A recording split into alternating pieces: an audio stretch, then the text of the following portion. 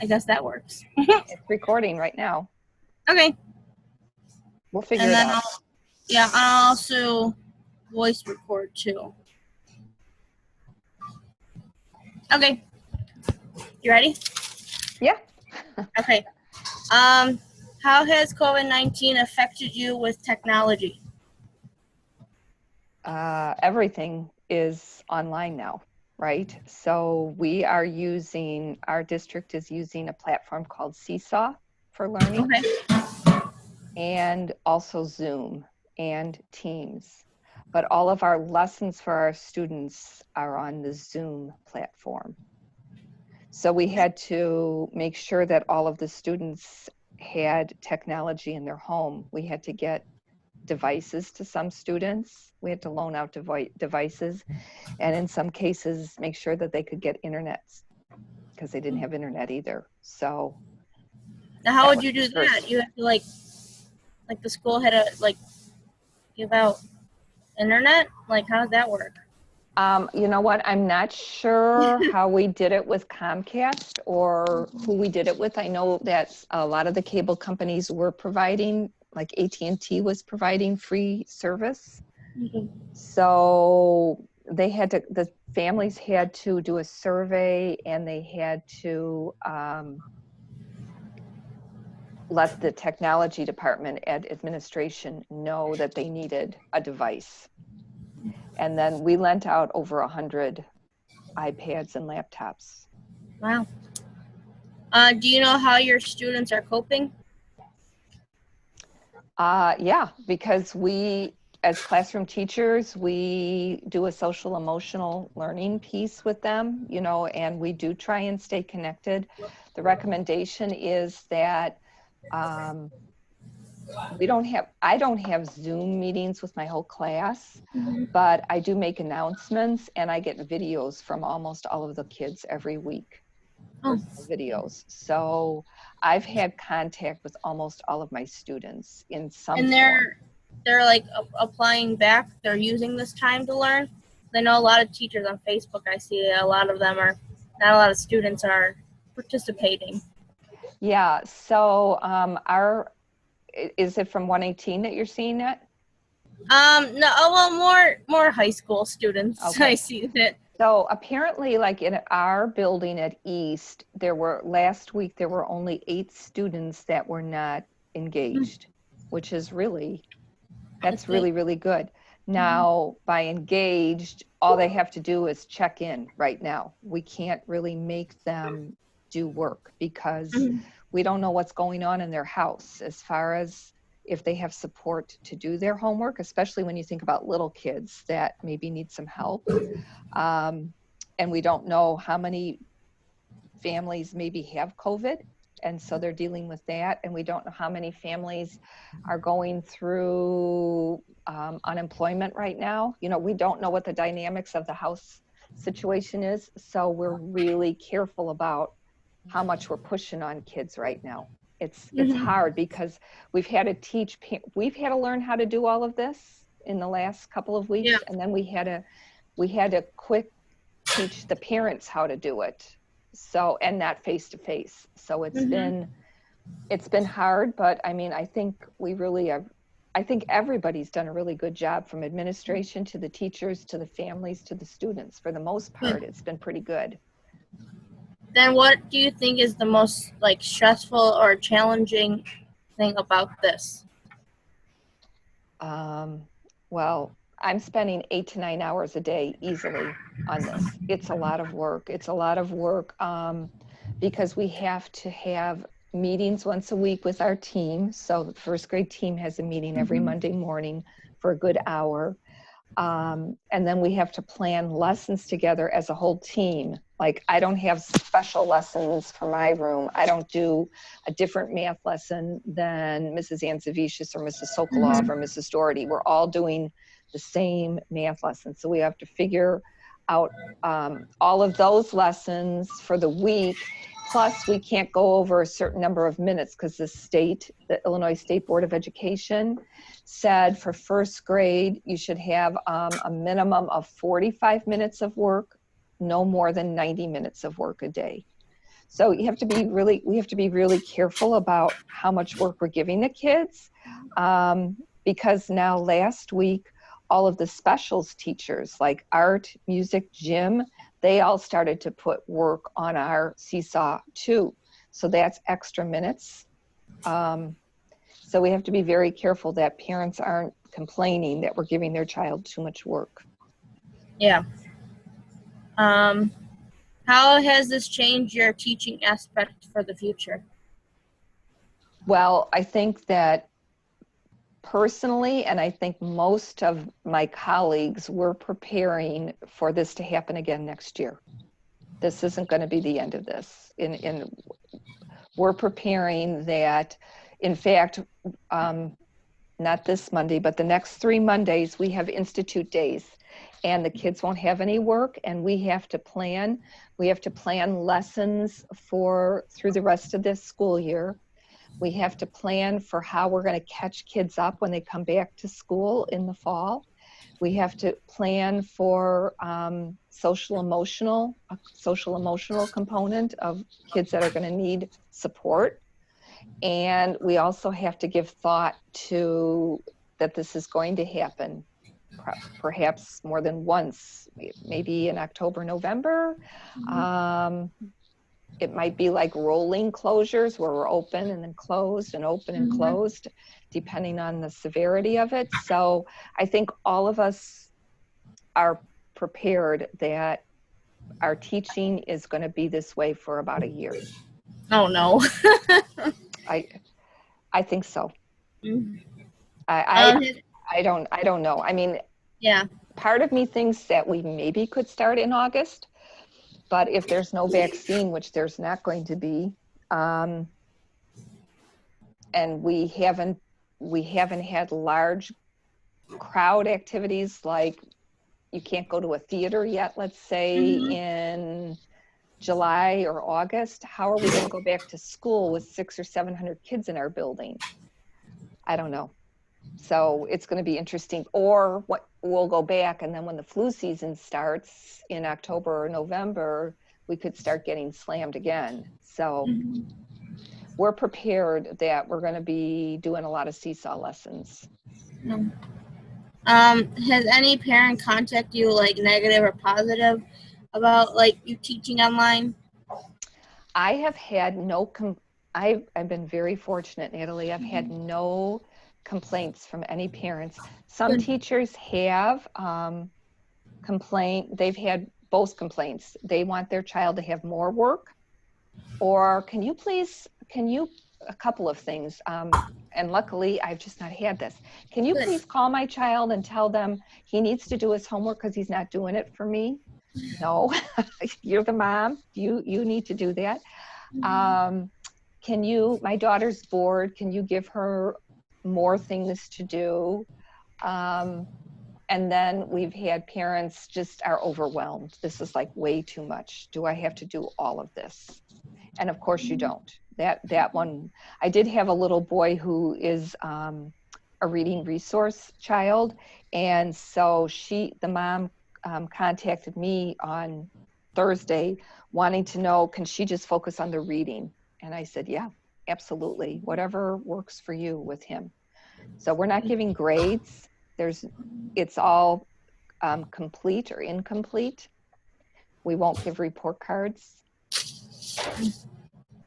In fact, we were supposed to give report cards. Third quarter report cards were done, and they were supposed to go home on the 20th of March, and that was the first week that we were off when we started to stay home. So we didn't even send those report cards home, and the superintendent doesn't even know if he's going to do it. He doesn't want to contribute to the stress level of families. He thinks that report cards are a source of stress for some students and some families. Yeah. So he's trying to be very sensitive about all of that. Good.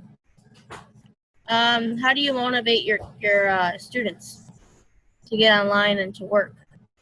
I do a lot of personal videos, announcements. I've read Junie B. Jones to them. I read a chapter a day to them that they could tune in at lunchtime. And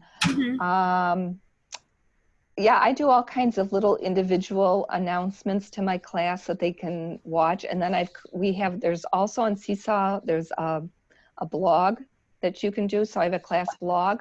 So I can post things to that. I can post students' work or videos that they've sent me, and then they all can see it. And they can comment to each other, about things, see each other. So that seems to be working out pretty well. Good. How does it affect your the social, being social with the students? Well, it's hard. It's really hard, and they send me videos or notes all the time. We miss you. We don't like COVID. We want to be back in school.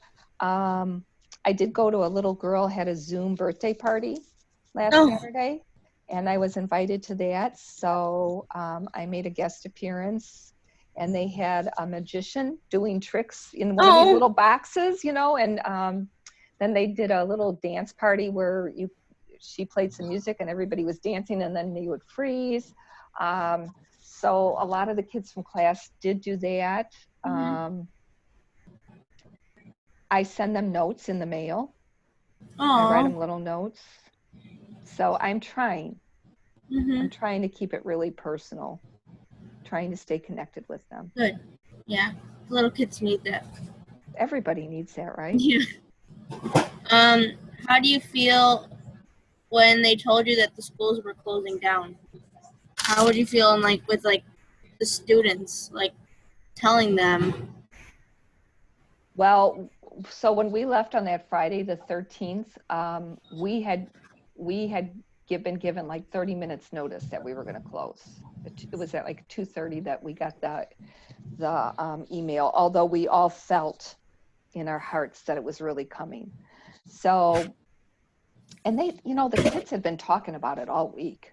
They kept saying the word COVID, and so it wasn't a shock to them.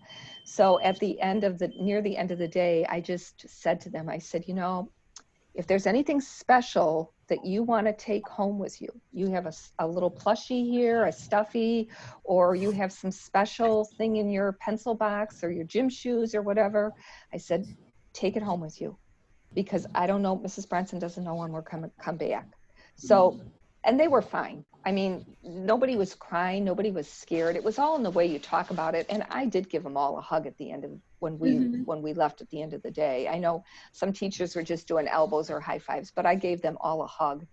And I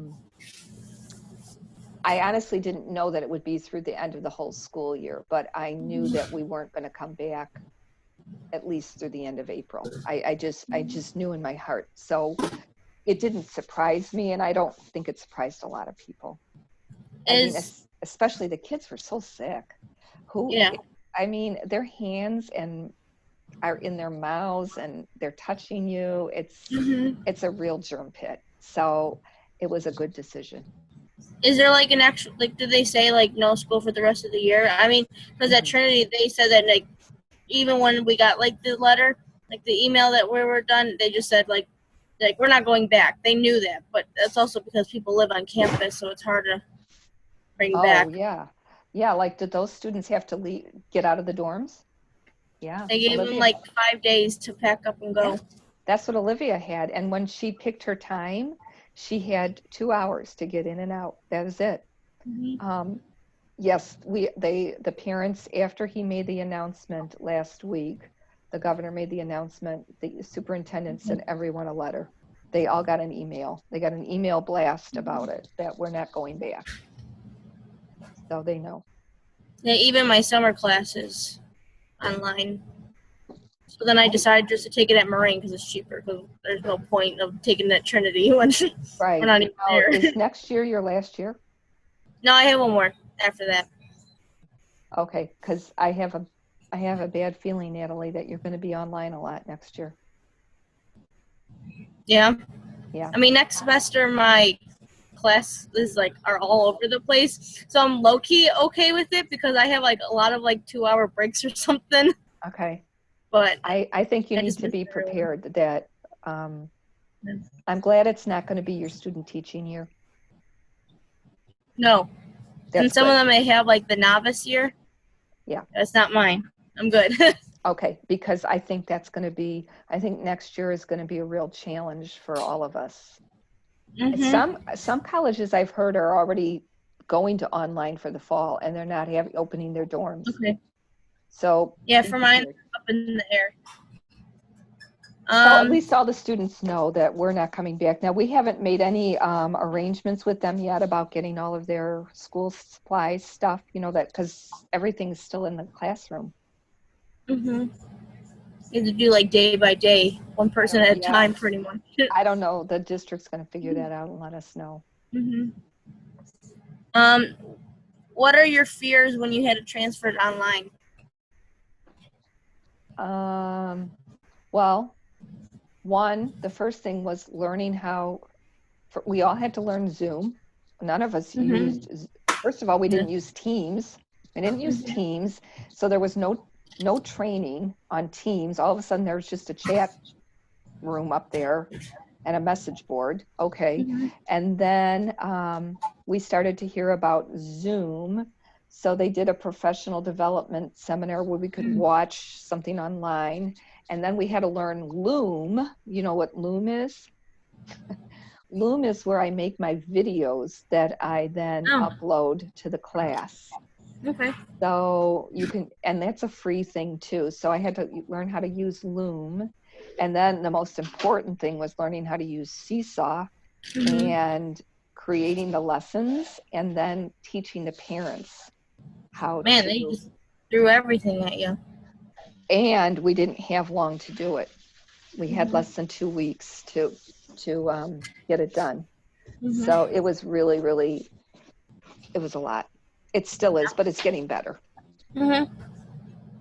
Was it hard consuming to make your lessons available from work to home?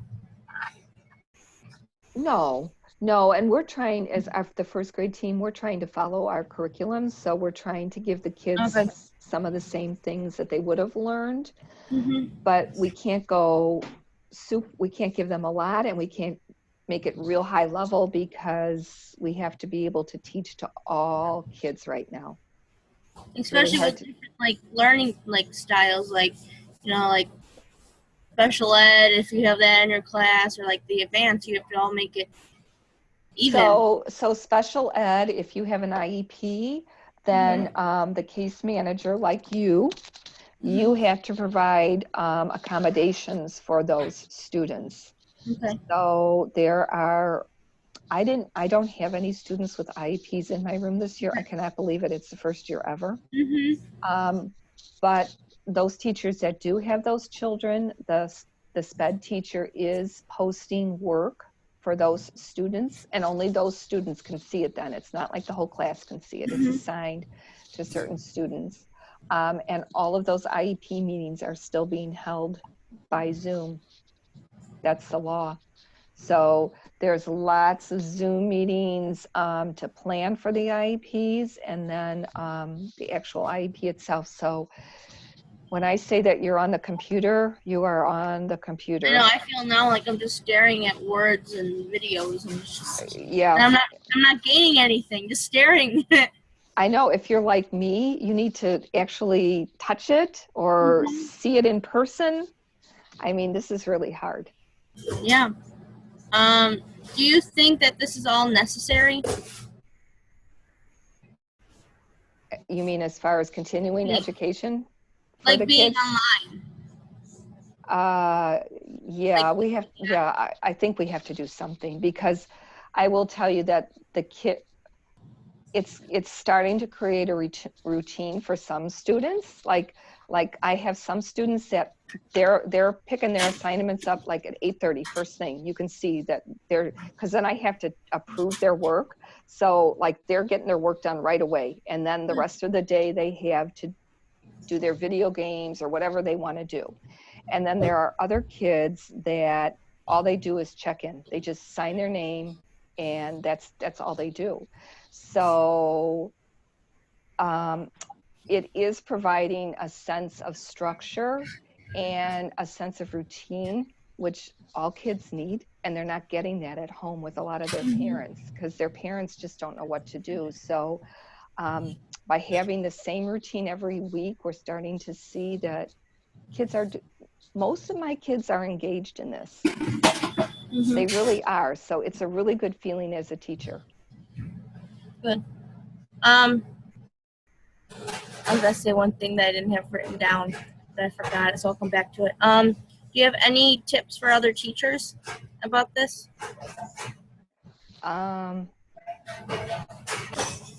Well, try. You have to try. You have to stay with it. I mean, you have to.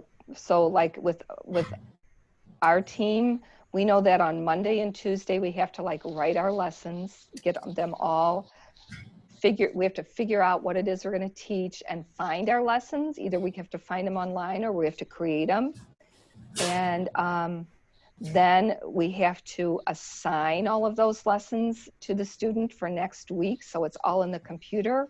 So it's really important, I think, that you have a schedule every day for yourself of what you need to do that day. And some advice that I wish I would take for myself is that, like, at 3:30, 4 o'clock, you turn your computer off and you're done. And I don't do that. But I mean, I just keep checking my work, or I keep thinking of something else I have to do. But I think if you just set yourself that you're doing an 8-hour work day and you make your list of things that you have to get done and you check the work, you'll be fine. But if you keep it on and you keep checking all day long, it's just too much. It's a lot. So keep a schedule, make a list of what you need to do for the day. On my board, because it's finals week, so on my board right now I have like every day like two things, like a class and like working on another class. Like I had to do that because I just have so much. I'm like, I need to like make a schedule when I have to complete something. And it feels better too when I can check something off. I feel a sense of accomplishment when I can draw a check mark or a line through it that I did that. Okay, good. No, you're number one right now, so I get to okay. That Cross me off. Does this make you grow as a teacher? Oh, anytime you have a challenge, it's either going to destroy you or make you stronger. Yeah. I mean, I'm really digging deep here, and I'm really being creative with how I'm trying to do some things. So, yeah, it makes you grow. Good. Yeah, that's fine. Yeah. Hold on. Do you Sorry. want to get that? Do you want to tell him? No, that's Okay. fine. Wait. I only have like one more left. Okay. So this is the last question anyways. When you do see your students for the first time, when everything's back together, what are you going to tell them? Well, see, that's the sad thing. When I see them again, they'll be in second grade. True. We're trying to figure that out. I think it would be a great idea if the students that I have right now, and any students, that the first day of school, that for the first hour, they get to come back to their old room with their old teacher.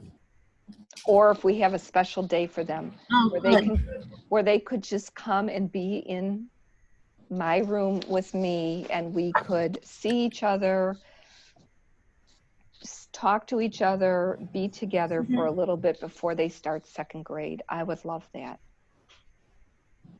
Oh, that'd be nice. That'd be really nice. It would be a good thing. Well, yeah. Yeah. Is that like certain, or is that like up in the air? Oh no, that's just my thinking. I don't. That's your goal. If I ruled the world, that's what I would do.